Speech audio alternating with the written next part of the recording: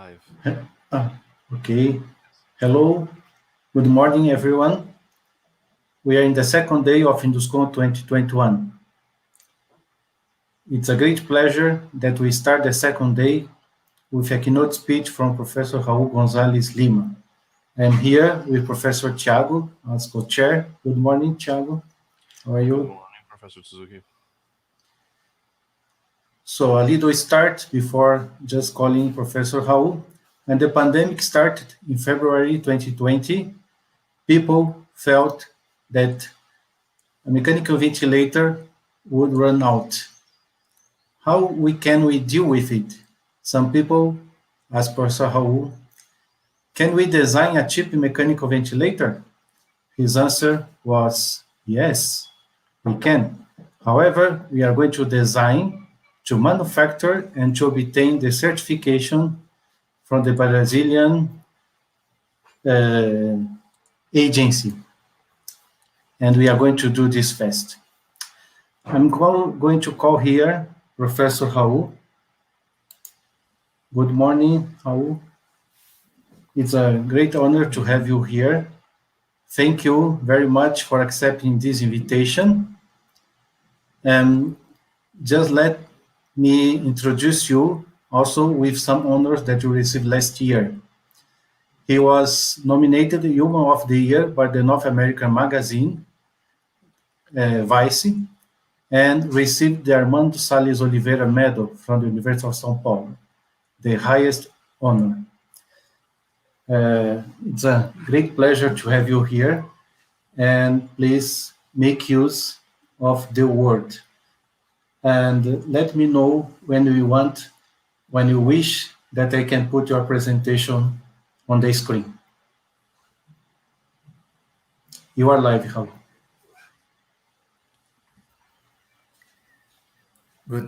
Good morning, everybody. Thank you, Tsuzuki. Thank you, Thiago, for the opportunity to describe this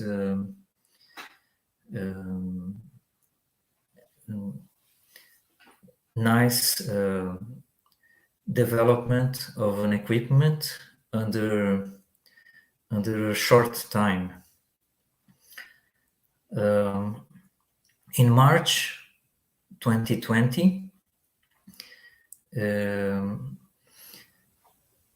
persons from the academy and from the population were concerned with the shortage of mechanical ventilators. And in a certain moment, the directory of the engineering school, Escola Politécnica of the University of São Paulo, invited us to solve problems caused by the COVID-19. I joined with another professor. My name is Raul Gonzalez, and I joined with Professor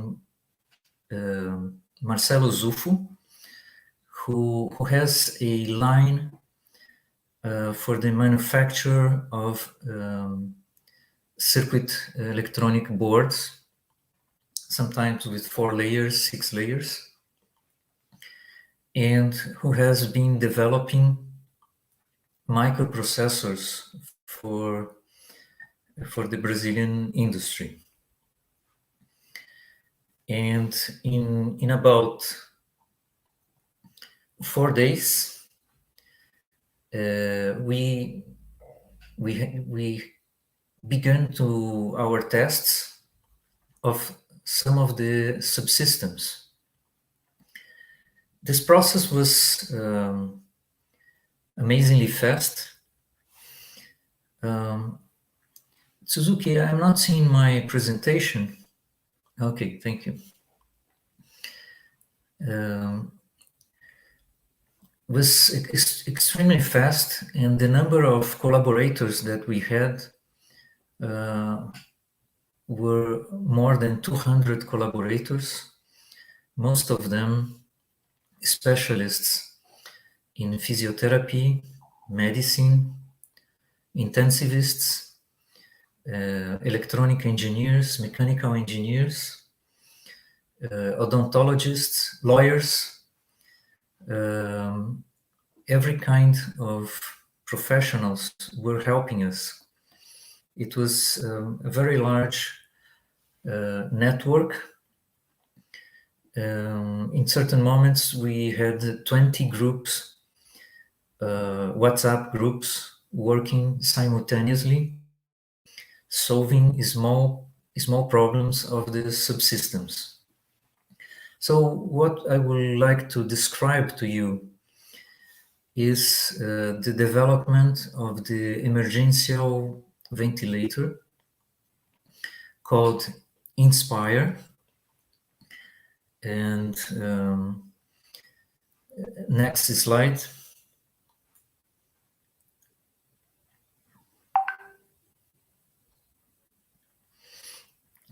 The history really begins 20 years ago when we decided,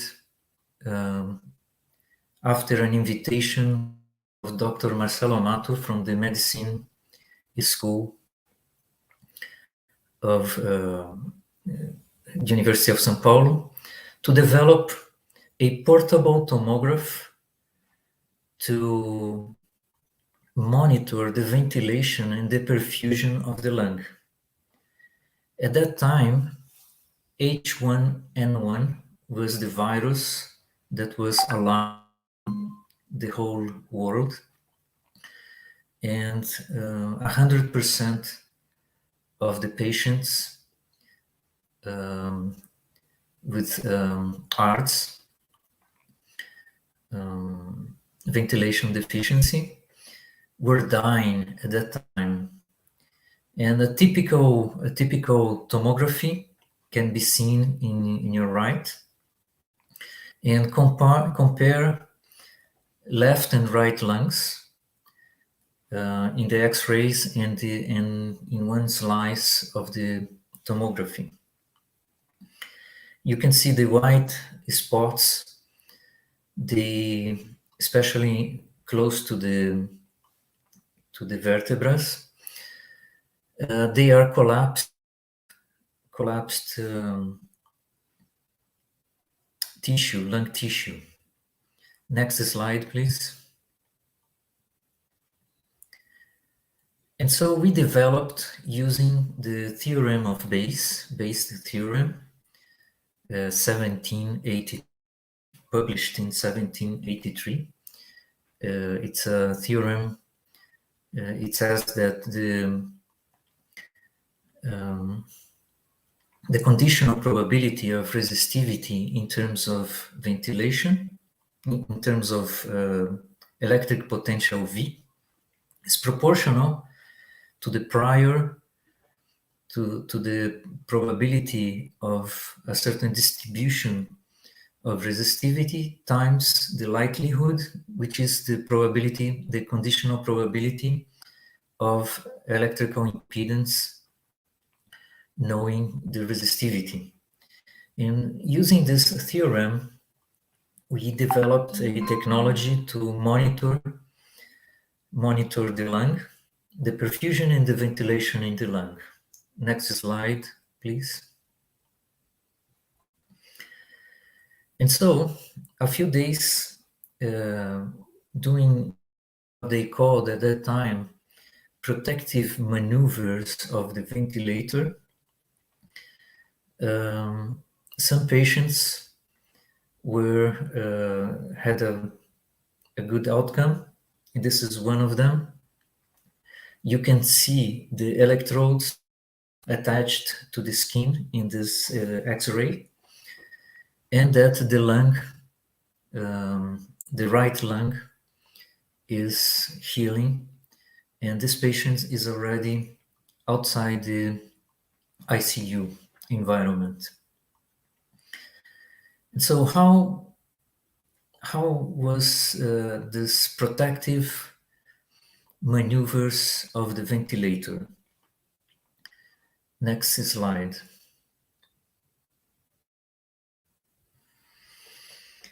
You can see two columns. The left column is a distribution of over-distension in white.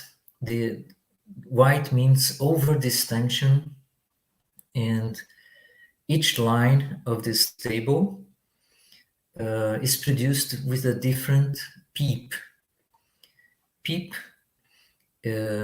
is the short name of positive and expiratory pressure, and it goes from 23 centimeters of water to 5 centimeters of water in the lowest row.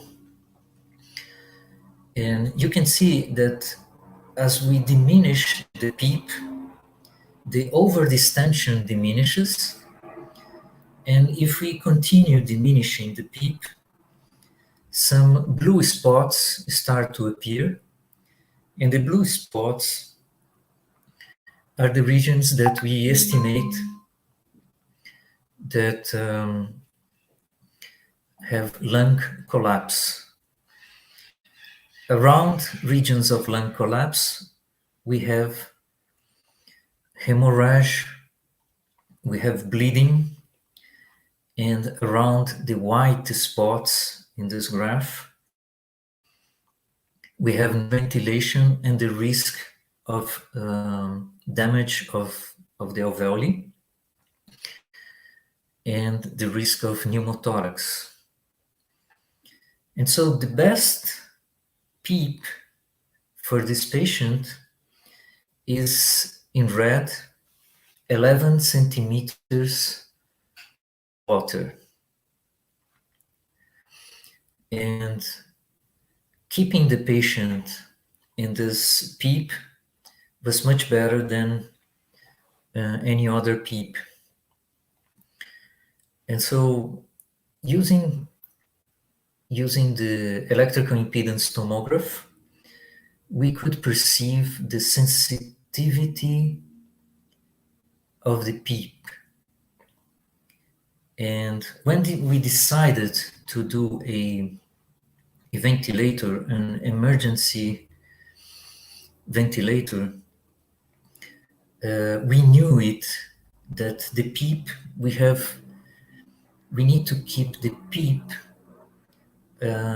with a certain variance, but stabilized, so we can recruit alveoli and keep them open. And if the PEEP goes down, they collapse. And if the PEEP goes up too much, then we have a risk of pneumothorax. This was what must be controlled in a ventilator. Okay, next slide. With this experience, then we, in a group of 5 persons, initially, we quickly decided the rules for the development of the ventilator. We needed to take into account that the supply chain was broken, that the solution must be national, that we needed to use materials already approved by the Brazilian health agency, Anvisa. And at the same time, we were concerned with the concepts of observability and controllability of the state of the lung and of the equipment, both together.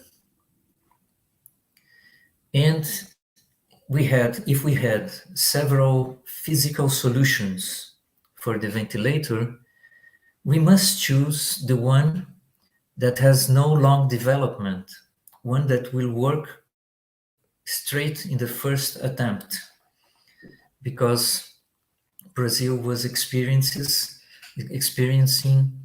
many patients in the waiting line for a ventilator. And so we thought that an AMBU was a nice initial equipment to start with, because it is a compliant structure, differently of a cylinder.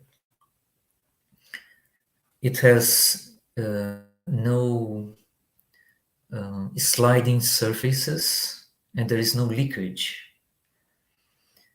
And it can be made stereo, and the valves that we need, something like 4 valves, they are very good. And all the components are produced in Brazil, are locally produced. So we don't need to worry with the supply chain, the international supply chain that was broken. Next slide, please. So just, it's a movie, Tsuzuki. Could you please?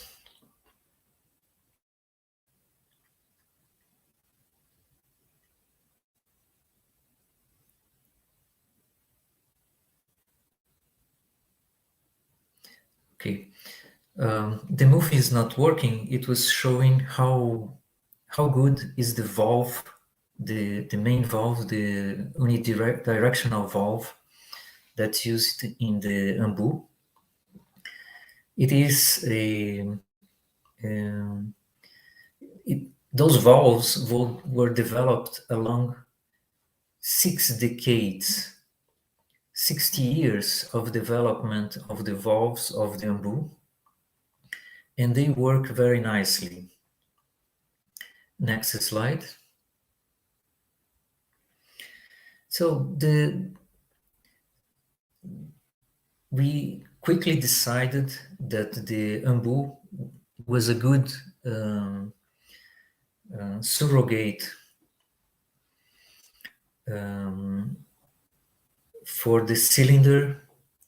That was probably a good idea to use, but with a long development.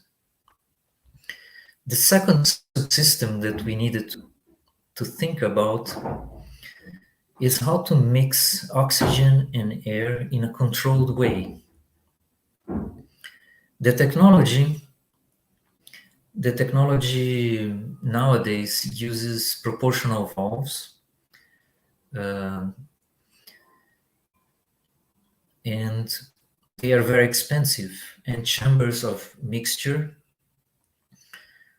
and they are expensive, and the supply chain was broken. And so one idea was to take advantage that the oxygen is in a high pressure and release the oxygen by time directly to the Ambu reservoir. And so we perceived that the automotive industry had several of those valves, but we needed specific flow and specific force to open the magnetic needle.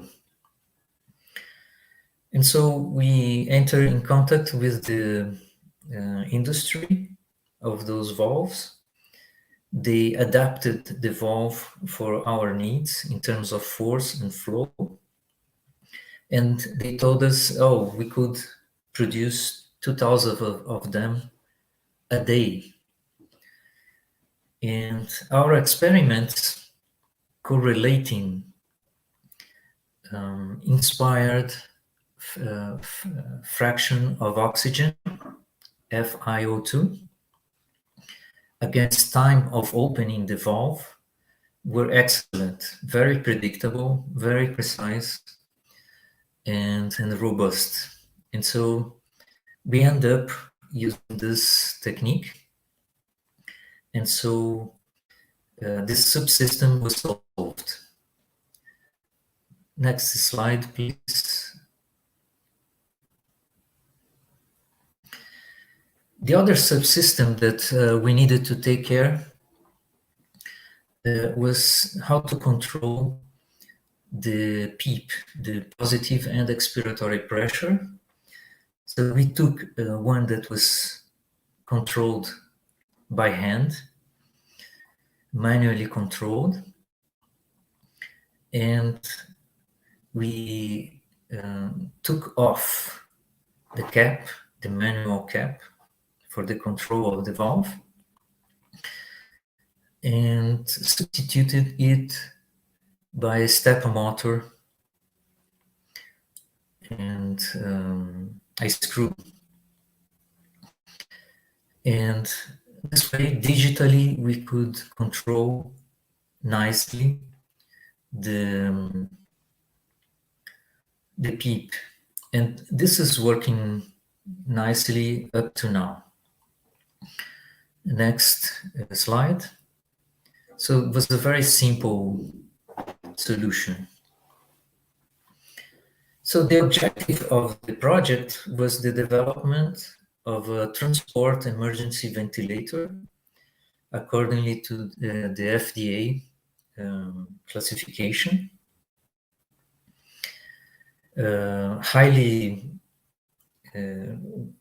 Mostly using Brazilian components. And sideways, we were developing also a helmet to work with this ventilator. Please, next slide. And so this is a movie also, Tsuzuki. Let's see if this one will work.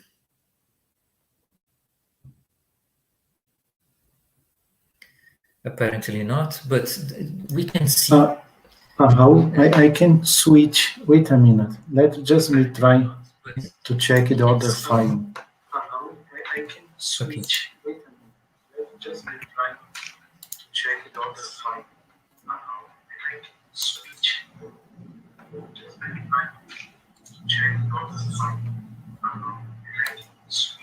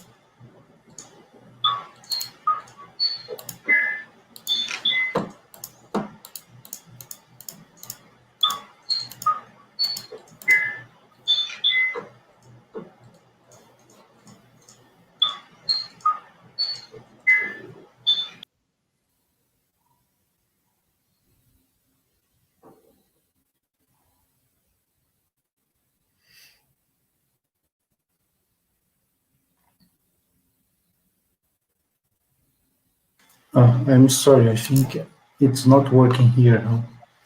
Okay. Let's go back to the other. PDF, okay.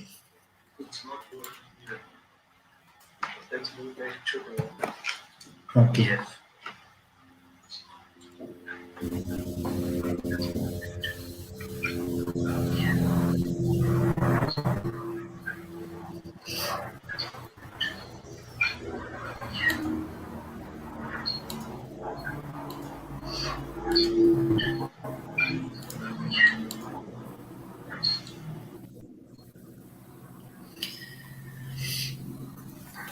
Okay. We can see here the proposal. We have three actuators, one that makes the large movement, which is step motor and the screw, the embu, and we needed the complete ventilator has two microprocessors, Brazilian of Brazilian development. So we have control, the complete control of those microprocessors. And they can be produced in large scale for us. Please, next slide. And to comply with the Brazilian Health Agency, we were developing prototypes, and the second prototype was actually approved by Anvisa in 120 days, 4 months. Our first prototype was in acrylic. The second was in aluminum. And we can see the first prototype in the left image. In the central image, we can see the third prototype. And we were targeting not the lower end of ventilators. We were targeting the middle range of ventilators according to the American and the European market. And so we were targeting mid-end ventilators, and they do ventilate COVID-19 patients. And actually many beds, many ICU beds opening in Brazil are being opened with the Inspire ventilator. It does attend all the standards that Anvisa asked us to attend, which are the also international standards. Continue, please. The cost of the Inspire is around $1,000 in a class of ventilators that normally costs $10,000. And so the principles that the specifications that we established was that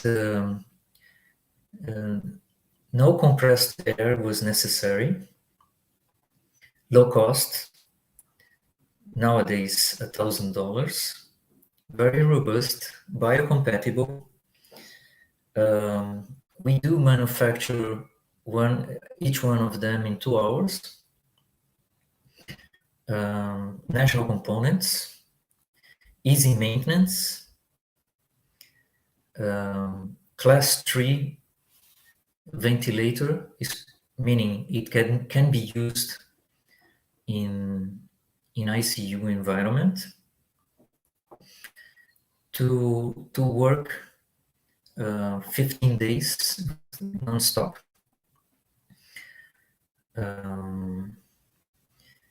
Open architecture, and Anvisa approved. Okay, this was the version, the second version of our ventilator. And here we can see some buttons in the lower panel. The screen of some adjustments of one of the modes of ventilation. Nowadays we have 5 modes of ventilation, 3 of them approved by Anvisa.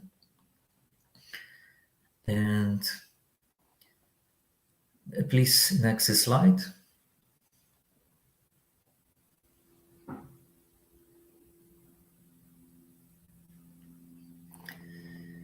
The use of the technology of the Ambu was excellent is it was a good choice because we can make all of this stereo,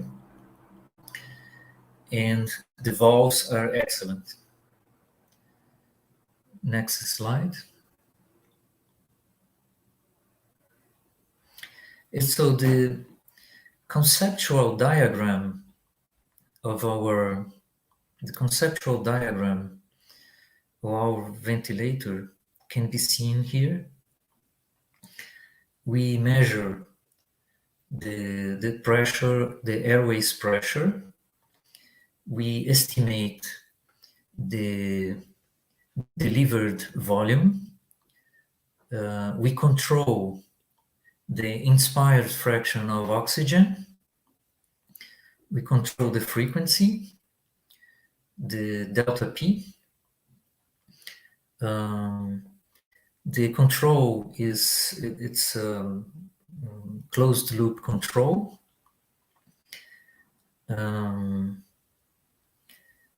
We have the manuals inside the ventilator. All the instructions of use are in the monitor. You can see that there are some capabilities of communication. HDMI communication, USB communication, Ethernet communication.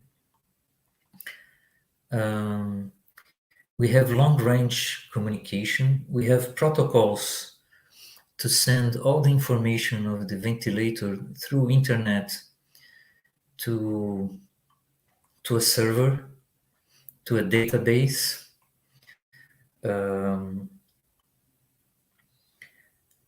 And we have batteries, and so we can increase the lifetime of the ventilator without mains, without the electrical power, just using batteries. Nowadays it uses normal batteries from motorcycles, and you can use them in parallel. Okay, next slide.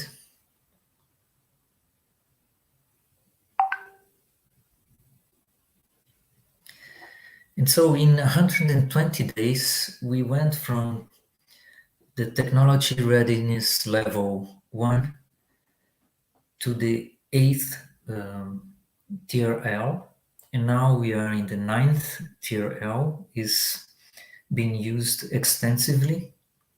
We produced more than 700 ventilators, and 689 are distributed in hospitals.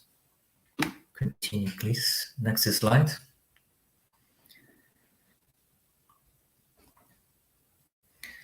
So it was a very fast development, including all the certification procedure, which is a very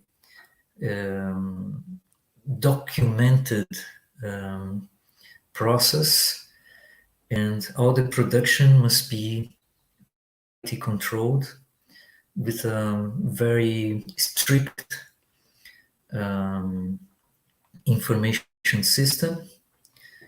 And so from the 15th of March to September of the same year, we managed to certificate and start to distribute this ventilator with all the training process and all the service to the client, manuals, everything. Next slide, please. Here you can see some of the characteristics. And so you have visual and sound alarms. You have a 7-inch monitor with the graphs of pressure, flow, and volume. You have automotive batteries.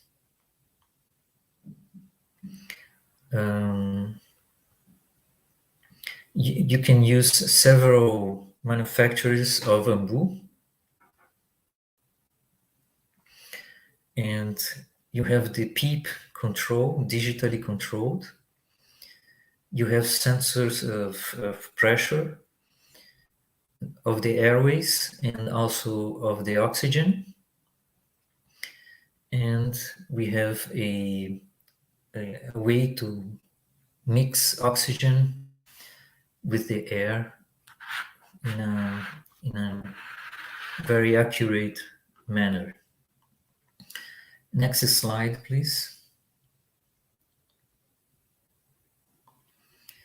So here you can see one of the screens in which you can, some modes, they are assisted, meaning they assist the desire of the patient. So it monitors the airways pressure, and when there is a contraction of the diaphragm, the airways pressure drop, and when it drops, it tells to the ventilator that the patient wants to inhale air, and so respiratory cycle begins. This is more comfortable if the patient is awake, or it has some drive, ventilation drive. Continue, please.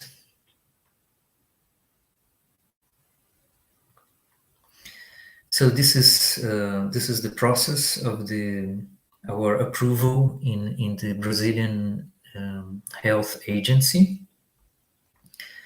And so we could donate, we could commercialize, and what we managed to do was to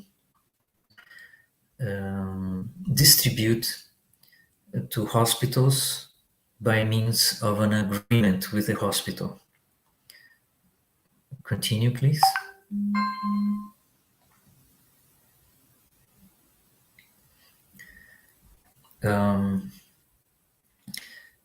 All the design was using CAD, so all the parts were developed in a computer-aided design software. The screen is touch, no more buttons. The number of components diminished, and we are designing the 4th version of the ventilator. Please continue. Inside our ventilator, we have 2 microcontrollers. One of them controls only the movement, the actuators of the ventilator, and a larger one that's a 4-core microprocessor, Brazilian developed,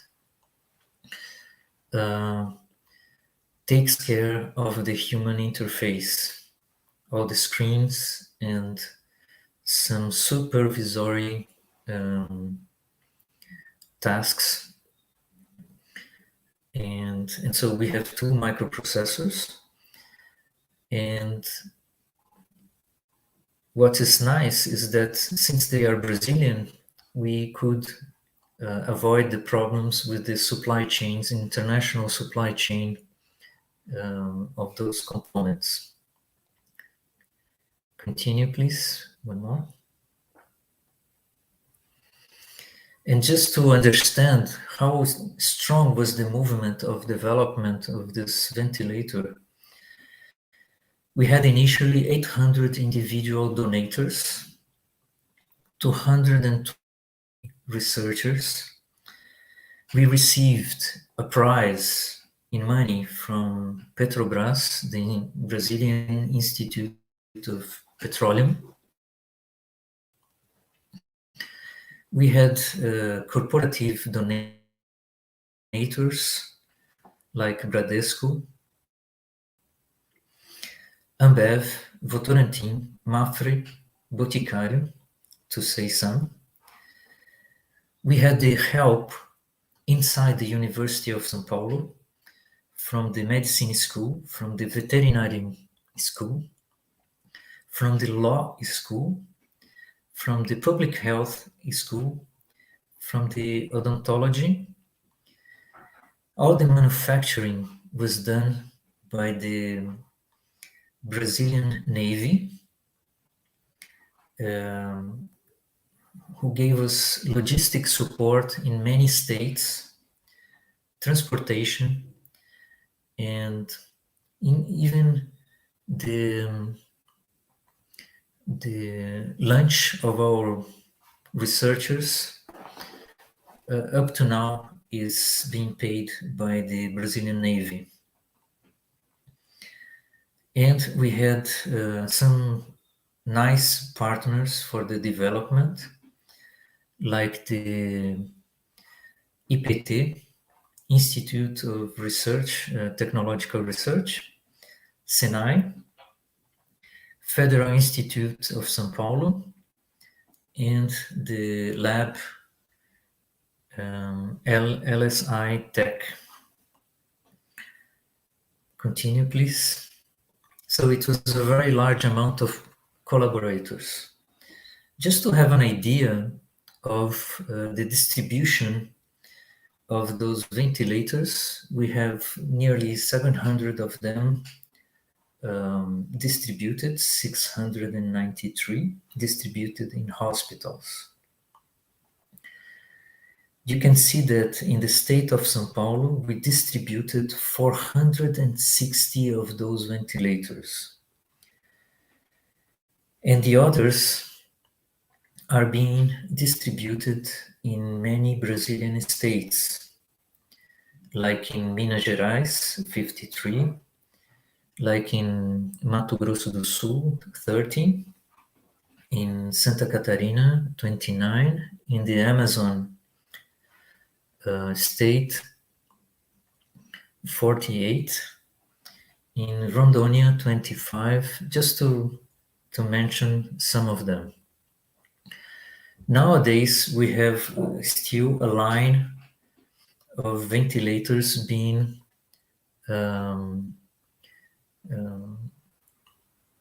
demanded by hospitals in Brazil and abroad. So we are in the beginning of the process to send ventilators to other countries. I can mention, for instance, I will not mention because it has some diplomatic implications. I will keep quiet at this moment. But we are preparing to send ventilators to countries that are in need, financed by companies, private companies. Let me try to explain how the demand arrived to us. The demands, they come directly from directors of hospitals. And normally they say, please send us ventilators because we have a certain number, 10, 20, 25, 30 patients that need ventilation, and we have no ventilators. And this is the typical message that we receive. Immediately we inform the development secretary and the health secretary of the state of São Paulo, because the University of São Paulo is a state university, and we ask them permit to distribute in some other states. The dynamics of the need of a ventilator is very quick. The line of patients without ventilation changes from one day to the other. So we need to distribute the ventilators in hours. So normally, many cities, neighbor cities, are in the same situation. So we send 5 ventilators to those cities, and one of them is in a big need of ventilators. And so we move the ventilators from the neighbor cities to the city that's really in need. This is more or less the dynamic of the distribution. Next slide. And so just for you to see, initially we had 2 boards, one from one microprocessor and the other board for the other microprocessor. Those boards were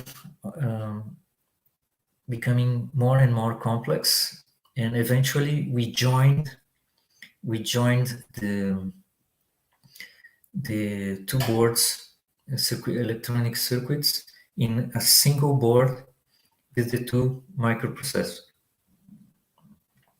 And you can see the prototype, the version 1 in acrylic, the version 1A, the version 1B, and the version 1C. You can see that we were in a very fast pace of modifications. And next slide.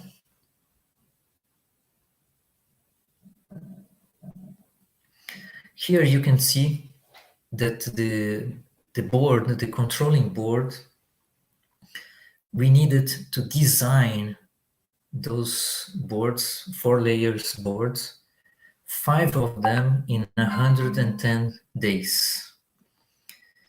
And all the project, all the tests, all the software, all the manufacture was done inside the Polytechnic school. Next slide. Showing that inside the engineering schools, the movement of innovation can be done, fostered by the university. And you can see that there are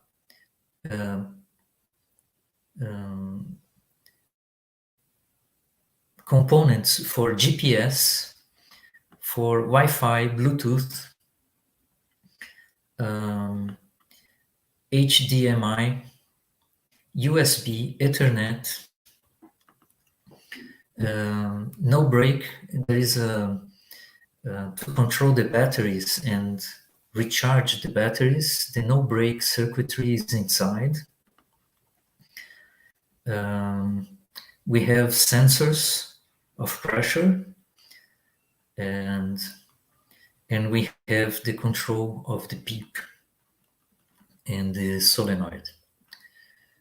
Please, next slide. At the same time, we are developing a helmet that works with the Inspire ventilator, and this is a side development that we are doing.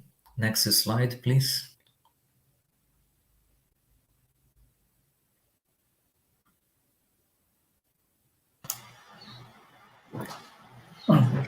Thank you very much, Raul. It was a great speech. Let me call also back Professor Thiago. Hello. Hello, Thiago. We're together. And I think we have several questions here about details.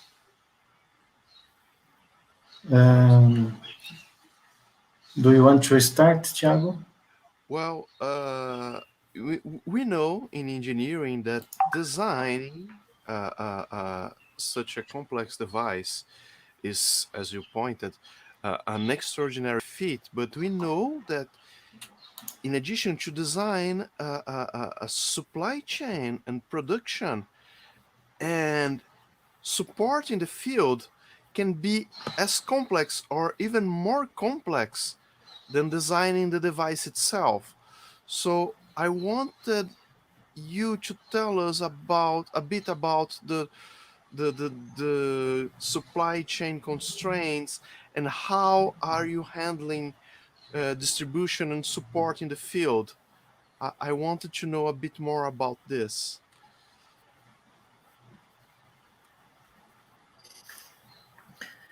Okay, the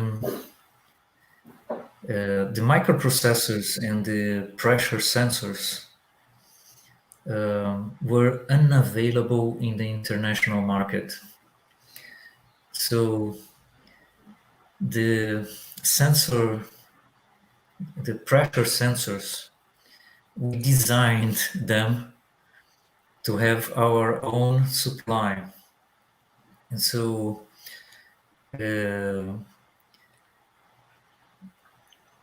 in some of those components, they were manufactured in China, but under our design. The only way to continue to have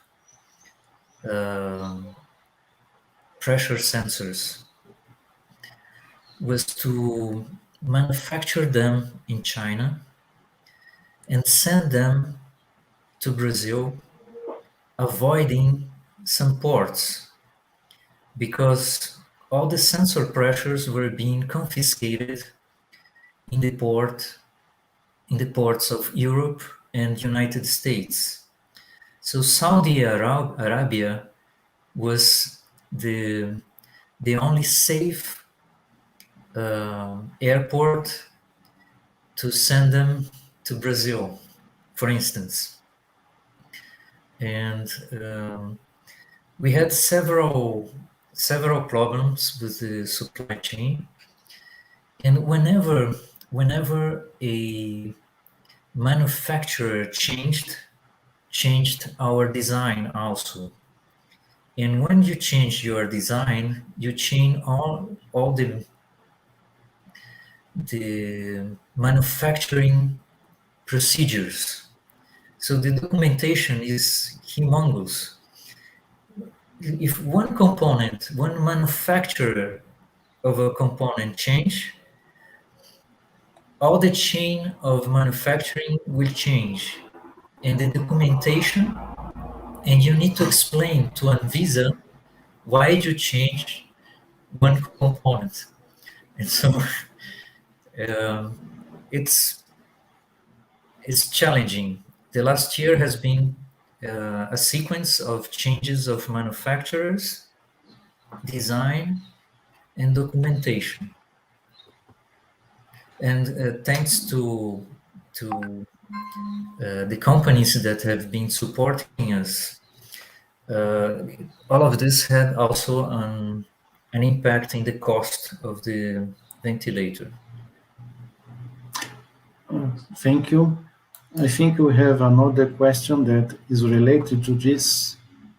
It's, can you comment about pressure sensor using, since there was a shortage of medical pressure sensor international market? I can point that this shortage is still exist until now. They are not available. If you want to buy, the delivery will happen in January, for example. So 6 months of delay.